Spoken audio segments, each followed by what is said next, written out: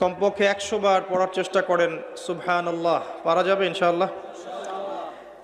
100 বার চেষ্টা করেন সুবহানাল্লাহি ওয়া বিহামদিহি, সুবহানাল্লাহি ওয়া বিহামদিহি। মিজানের পাল্লায় দুটো কালিমা প্রচণ্ড ভারী হবে, সুবহানাল্লাহি ওয়া বিহামদিহি, সুবহানাল্লাহিল আযীম। চেষ্টা করেন প্রত্যেক দিন কমপক্ষে 100 বার এতটুকু বলা, আস্তাগফিরুল্লাহ ওয়া আতুবু ইলাইহি, আস্তাগফিরুল্লাহ ওয়া আতুবু ইলাইহি।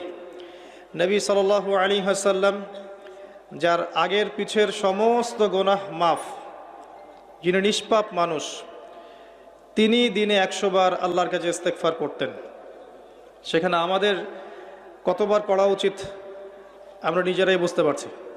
কমপক্ষে 100 বার বলতে চেষ্টা করি আস্তাগফিরুল্লাহ ওয়া আতুবু ইলাইহি।